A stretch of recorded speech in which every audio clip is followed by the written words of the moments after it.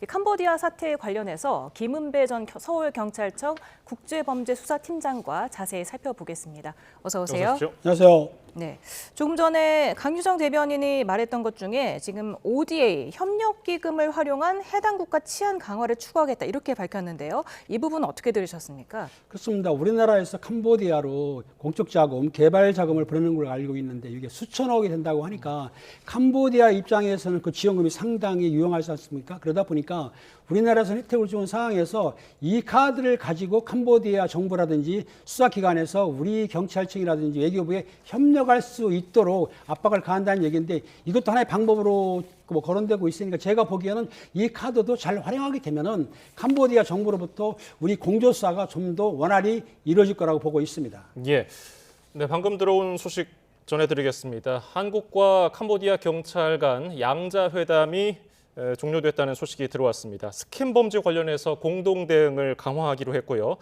특히 24시간 핫라인 운영 등 합동 대응 TF를 실질적으로 운영하겠다는 내용이 들어왔습니다.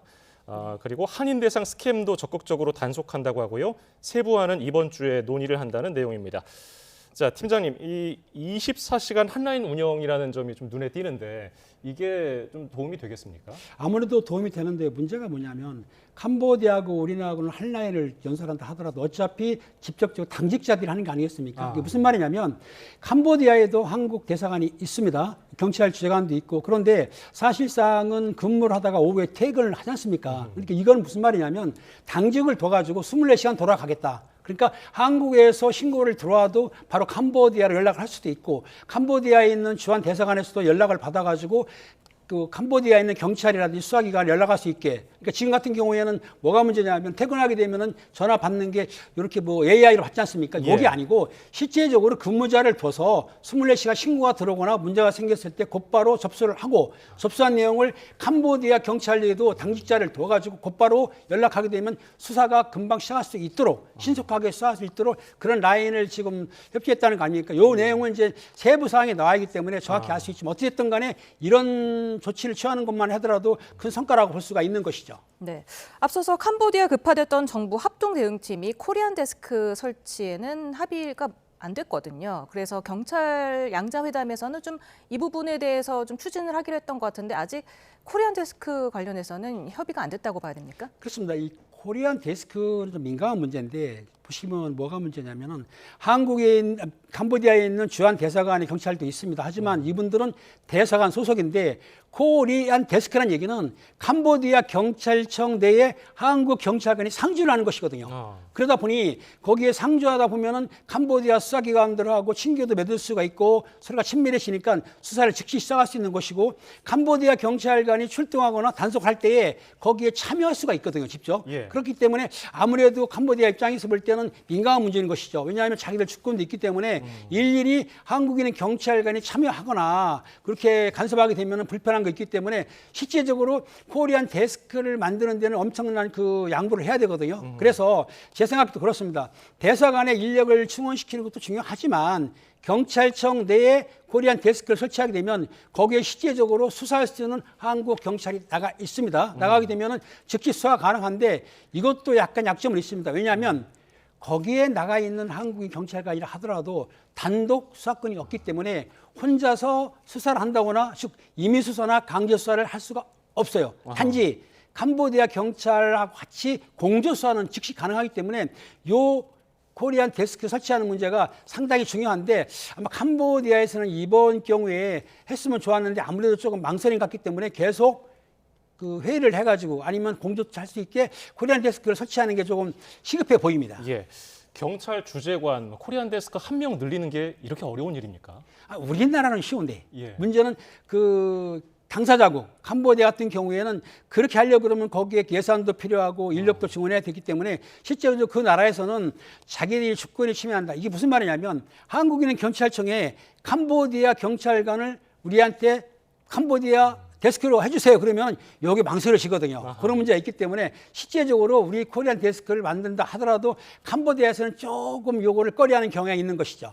네, 그러면 24시간 한 라인을 운영한다는 건 어떤 의미가 있는 겁니까? 24시간 한 라인 한다는 얘기는 아까도 말했지만은 24시간 당직자가 거기 근무한다는 얘기이기 때문에 언제 어느 때 신고를 한다 하더라도 접수를 받아주는 것이죠. 접수를 받을 뿐만 아니라 접수한 내용을 캄보디아 수사 당국에 긴급히 신속하게 전달하게 되면 캄보디아 경찰에서도 신속하게 지금 나오는 얘기는 뭐냐면 실제적으로 캄보디아 경찰에게 신고를 한다 하더라도 그걸 뭐 준비하는 과정, 세밀하게 하는 과정이 2, 3일 걸리고 길게는 일주일도 걸린다는 거 아닙니까? 근데 대한민국 같은 경우에는 신고가 들어오면은 3분이나 5분 내에 출동을 하지 않습니까? 이런 한 라인에 갖추게 되면은 캄보디아에서 출동하는 경찰 수사 인력을 신속하고 빠르게 재빠르게 출동할 수 있도록 그런 라인을 만든다는 것이죠. 예. 자, 이제 오늘 있었던 이제 국내 송환된 피의자들 얘기를 해보겠습니다. 경찰이 64명 피의자 대부분에 대해서 구속영장을 신청했습니다. 법원에서 영장실질심사가 이제 진행 중인데 이들에게 어떤 혐의가 적용된 겁니까? 자, 64명이 국내로 송환됐습니다. 그중에서 1명은 구속이 됐고 63명에 대해서 신청을 했는데 그중에서 4명은 경찰에서 자체 조사해가지고 4명은 불구속을 했고 58명에 대해서는 검찰청에 구속영장 신청을 했습니다. 그런데 검찰청에서 1명에 대해서는 반려를 했어요. 즉 검찰청에서 기각을 했고 그다음에 검찰에서 58명에 대해서는 법원에 구속영장을 청구를 했습니다. 자, 그런데 청구할 때 제명이 뭐냐면 여기에 사기자가 있고요. 사기라는 건 보이스 피싱, 로맨스 스캠, 또 로쇼 같은 경우가 사기로 들어가고 그다음에 통장을 판매하거나 넘겼을 경우에는 전자금융거래법이라고 있습니다. 이것도 추가됐을 것 같고 또 그중에는 소환된 사람 중에서는 아마 범죄단체 조직에 가담된 사람이 있기 때문에 그 범죄까지 포함한 것을 알려졌기 때문에 지금 좀 더 법원에 접수된 내용은 아마 그 정도 3가지 정도의 범죄 혐의가 있지 않을까 생각이 듭니다. 네, 지금 64명 가운데 5명이 지금 석방되게 된 거잖아요. 이들에 대한 수사도 계속해서 이어나가는 거겠죠? 그렇습니다. 경찰에서 석방을 했다 하더라도 불구속 수사기 때문에 언제라도 소환을 할 수 있는 것이고 만약에 범죄가 소명이 돼서 구속이 됐다 하더라도 수사는 가능합니다. 문제는 수사를 한 내용에 있어서 불구속이나 구속이나 수사는 똑같은데 구속자들은 신병이 자유롭지 못하게 유치장에 가둬놓고 조사하는 것뿐이고 불구속됐다는 사람들은 집으로 보냈지만은 경찰에서 수시로 조사로 나오라고 하면은 조사로 나와야 되는 것이죠. 예. 경찰이 구속영장을 신청한 사람 중에서 검찰이 1명을 반려하지 않았습니까?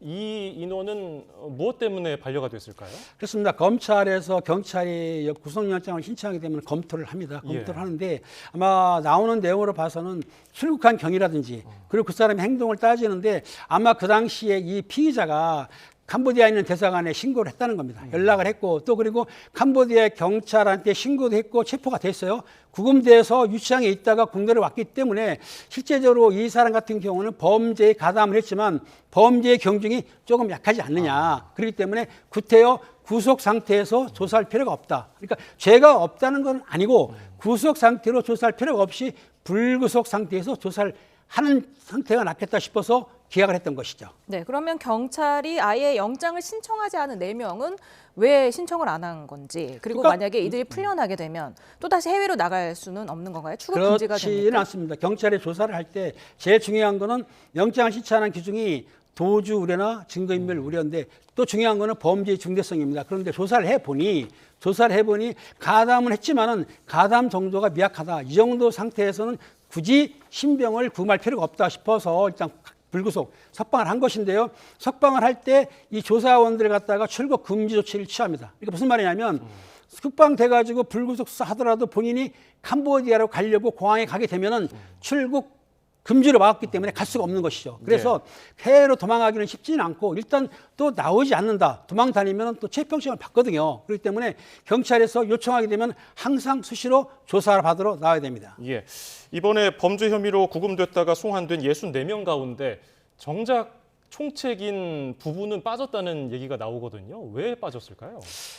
그게 이제 소문이 이야기 되면 한 120억 상대의 로맨스 스캠 아시지 않습니까? 부부가 그걸 했는데 그거는 이제 우리 경찰청에서 인터폴을 통해서 적색 수배를 했습니다. 그러면은 적색 수배를 하게 되면 사실상은 캄보디아에서 그 부부를 검거했을 때 저희한테 그 신병을 인도를 할 수 있는데 안 하고 있어요. 이 여러 가지 조건을 볼 수 있는데 그 캄보디아에서는 이 사람들이 정보당국에서 관리하기 때문에 수용소가 별도로 있다고 합니다. 그렇기 때문에 이번 그 송환에 빠지긴 했는데 중요한 것은 한국에서 외국에서 도주한 사람 같은 경우 아니면 중범죄자 하더라도 그분들 우리가 요구했을 때 캄보디아에서 안 보내주면 어쩔 수는 없습니다. 그런데 캄보디아 경찰이라든지 수사기관에서 그 범죄인들을 어떤 이 말은 뭐 확실히 모르겠지만은 어떤 뇌물이라든지 다른 사정으로서 안 보내면 방법이 없어요. 그래서 이번에도 계속해서 요청하는데도 불구하고 빠졌다고 한다면 다른 이유가 있지 않나 그런 생각을 해볼 수도 있는 것이죠. 네, 그러니까 지금 경찰에서는 이번 송환 대사는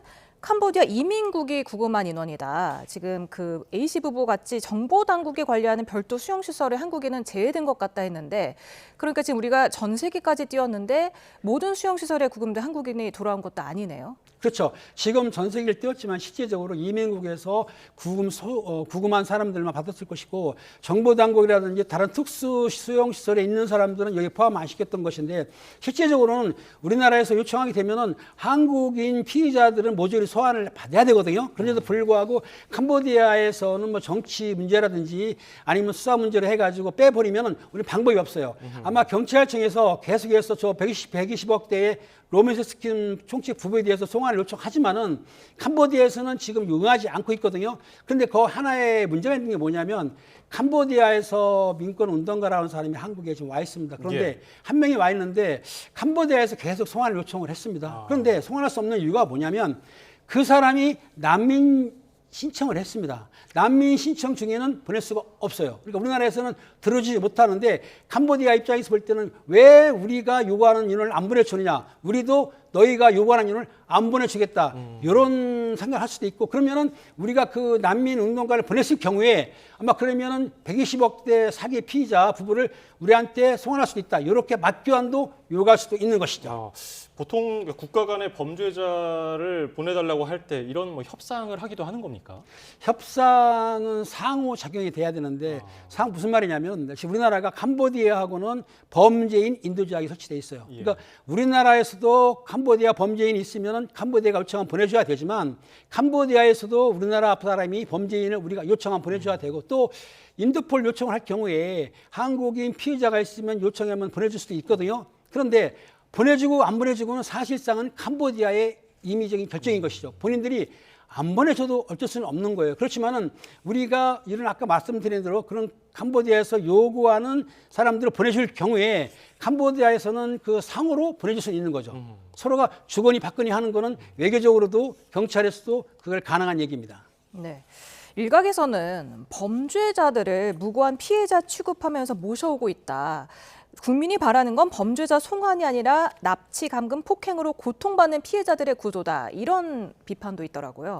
그 비판이 틀리지는 않습니다. 지금 우리 수사기관이라든지 정부에서 송환해 온 사람들은 사실은 순수한 피해자가 아니고 피해자 겸 가해자, 또 일반 가해자이기 때문에 사실상 그러면 한국의 그 캄보디아에 가가지고 피해자가 많은데 피해자를 왜 송환해 오지 않느냐 하는 것인데요. 사실상 피해자를 찾기가 힘든 것이죠. 만약에 피해자가 있다고 한다면은 대사관이라든지 우리 정부에서 송환해 오는데 지금 거기 민간단체라든지 종교단체에서는 피해자들을 구조를 해가지고 개별적으로 오곤 있어요. 하지만 실제적으로 우리가 캄보디아에 가가지고 누가 피해자다.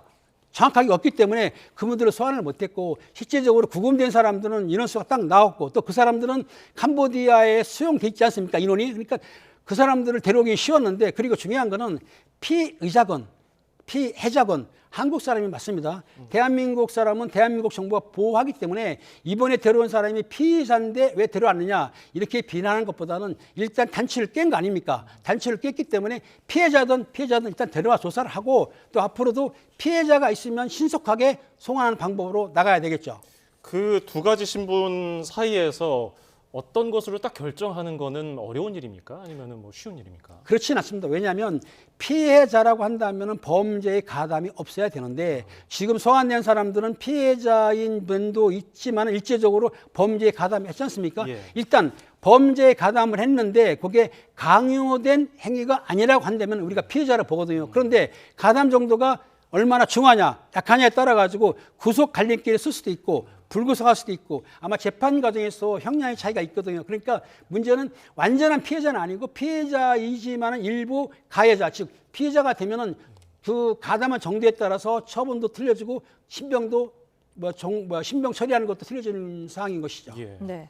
이 같은 비판에 대해서 더불어민주당 백승아 원내대변인은 캄보디아 범죄 정보를 확인해서 이런 국내외 공범 관계를 추적하고 범죄 조직 소탕에 기여할 거다 이렇게 밝혔는데 얼마나 큰 기여를 할 것으로 보십니까? 일단은 캄보디아에 있는 우리나라 그 피해자들을 소환했지 않습니까? 근데 그 피해자들이 혼자 범명하지는 않습니다. 공범도 있을 것이고 우리나라에 소환된 그 피해자들 중에서는 중간책도 있었을 것이며 총책도 없지 않아 있을 것입니다. 그런데 그 피해자들이 캄보디아에서 범죄를 할 때에는 한국에서 어떤 범죄가 있어야만 되거든요. 그러니까 한국에서 그 보이스피싱 하기 위해서는 통장도 필요하지만은 범행을 하기 위해서는 말단 조직도 필요합니다. 이렇기 때문에 한국에서 모집하는 사람이 있고 알선하는 사람이 있고 또 해외 이송하는 사람이 있거든요. 그렇기 때문에 이번에 들어온 피의자들 중에는 한국에 있는 범죄 조직하고 연계가 됐을 것이다. 그렇기 때문에 그 피해자들을 조사하게 되면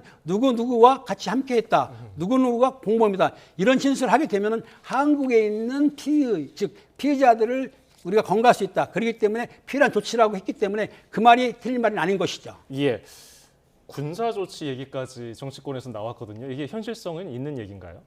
이거는 현실성은 없다고 봐야죠. 만약에 대한민국 군인을 캄보디아에 파견한다면 이건 전쟁하자는 얘기지 않습니까? 물론 아덴만처럼 일부 영해 지역에 가가지고 해적들을 소탕하는 경우는 있지만 요거는 제가 보기에는 정치권에서 그냥 어필을 하기 위해서 강하게 말한 것뿐이지 군사적으로 조치를 취한다는 거는 있을 수가 없는 것이고요. 지금 생각해 보세요.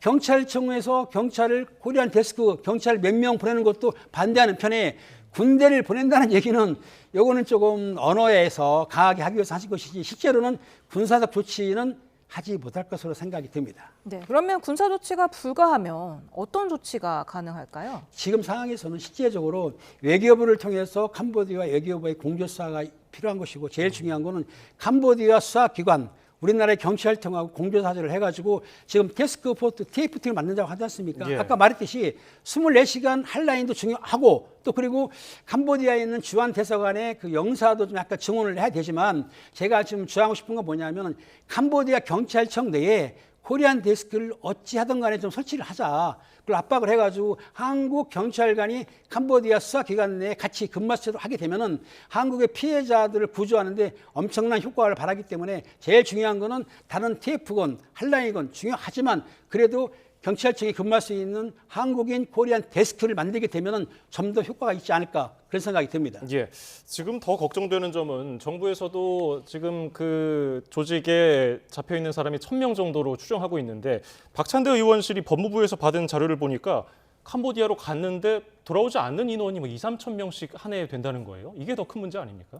그렇습니다. 실제적으로는 우리나라에서는 지금 1,000명 정도가 피해자일 거라고 추정하고 있는데 확인해 봤더니 한국에서 넘어간 사람 중에 그중에서 국내로 귀국한 사람을 빼고 나니까 안 온 사람이 2,000명이 넘는다는 거 아니겠습니까? 예. 그 사람들이 모두가 피해자라고 볼 수는 없겠지만 대부분이 피해자라고 생각하고 있어요. 그런데 한국에서 캄보디아를 갈 수도 있지만 중국을 통해서도 비자로 아시죠? 건너갈 수도 있고 베트남에 갔다가 캄보디아 갈 수도 있고 필리핀 갔다 갈 수 있고 이렇기 때문에 실제적으로 그 인원수는 더 늘어날 수도 있는 것이기 때문에 또 그리고 캄보디아에 갔다가 캄보디아에서 반대로 베트남, 필리핀, 라오스, 미얀마를 갈 수 있지 않습니까? 그러니까 이 숫자는 정확하지는 않다 하더라도 우리가 출국한 인원에서 입국한 인원을 뺐을 경우보다는 좀 많아진다고 볼 수가 있는 것이죠. 네, 지금 캄보디아 출국자와 한국 입국자 수 차이가 매년 3,000명대로 폭증했다고 했는데 사실 말씀하신 대로 우회 입국을 할 경우에는 더 증가하지 않겠습니까? 왜냐하면 캄보디아에서 이민청이 집계한 캄보디아 입국 한국인 수치가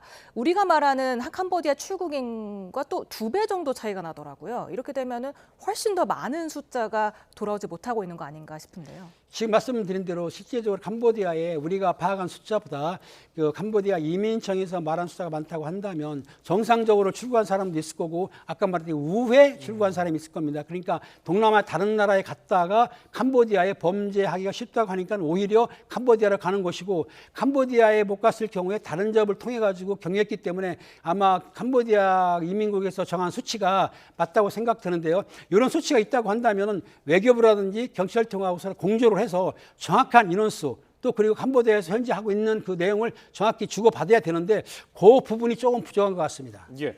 자, 그리고 공항에서 경찰의 출국 제지 불심 검문이 시행된 이후에 지금까지 4명이 이제 출국을 못하고 제지를 당했습니다. 지난주에 저희가 전해드린 2명에서 2명 더 늘어난 건데 지금 온 나라가 이 캄보디아 문제에 대해서 집중하고 있는데 왜 계속해서 출국하는 사람이 나오는 걸까요?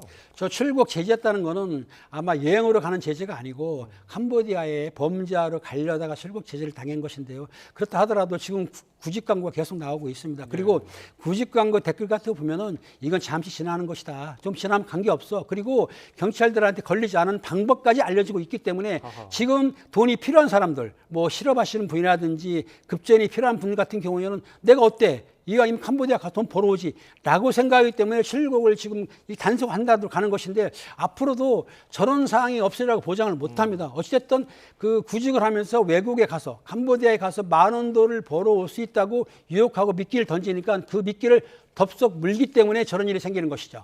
네, 그 전대식 아시안상 캄보디아 연합회 부회장이 3년 전만 해도 속아서 간 사람이 많았지만 최근에는 돈이 된다면서 범죄인 줄 알면서도 간다.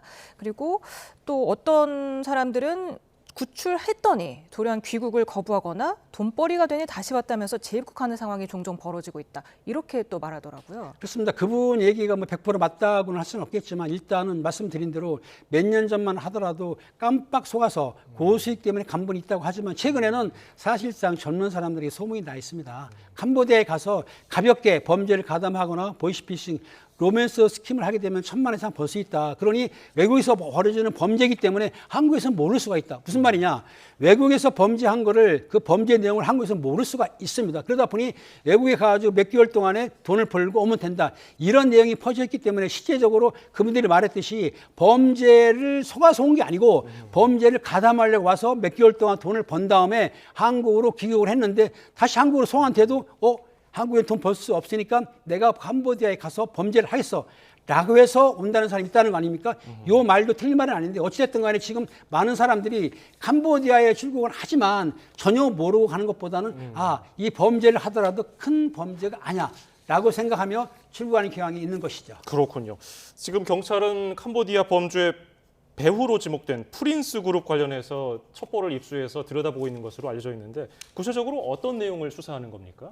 이 사실은 그 프린스 그룹의 천지라고 그러죠. 그 그룹에 이거를 이제 우리가 할 때 태자 지역이라고 해가지고 프린스 그룹이 뭐 각종 뭐 부동산뿐만 아니라 제조업 그리고 뭐 엔터테인먼트 많이 하고 있는데 이 프린스 그룹이 사실은 캄보디아에서는 커다란 기업인데 기업 자체가 정계하고 관련이 많기 때문에 거기서 급성장했다고 합니다. 그런데 중요한 거는 그 프린스 그룹이 범죄 수익금을 가지고 또 범죄 조직을 이용해서 버는 돈을 가지고 아마 움직이는 것 같아요. 그런데 우리나라에도 그 사무실이 있었다는 거 아닙니까? 그런데 아마 은행에서 뭐 912억 원을 동국을 했다는 바는 제가 정확히는 모르겠지만 그 범죄 사용했던 돈이라든지 범죄 수익금일 때는 가능을 합니다. 물론 환수하려고 그러면 저 돈에 대해서는 범죄가 소명을 확실하게 해야 되지만 현재까지 범죄 의심이 있고 그 돈이 국내에 있다. 이렇게 되면은 그 돈을 동결할 수 있거든요. 아니면은 외국에서 미국이라든가 영국 이런 데서 제보를 받을 수도 있습니다. 그러니까 그 자금에 대해서는 동결을 해달라고 하면은 어느 정도 소명이 됐다고 싶으면 동결이 가능한 것이죠. 네. 그리고 그 캄보디아에서 사망한 한국인 대학생에 대한 공동 부검이 오늘 이루어졌습니다. 시신 훼손은 없었다고 하니까 장기 적출은 없었다는 얘기인 거죠?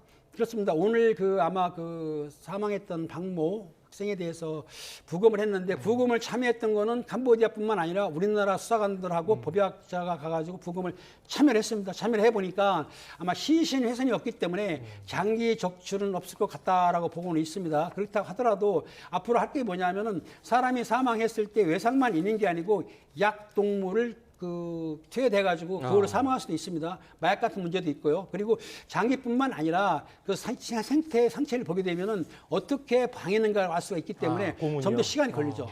그러니까 고문도 당할 수도 있지만 약물 중독도 가능하고 그렇기 때문에 실제적으로 지금 현재로서는 장기 적출 내용은 없지만은 좀 더 수사를 하면 다른 내용이 나올 수 있기 때문에 좀 시간을 두고 봐야 될 것 같습니다. 이 문제는. 예, 오늘 도움 말씀 여기까지 듣겠습니다. 김은배 전 서울경찰청 국제범죄수사팀장이었습니다. 감사합니다. 감사합니다. 감사합니다.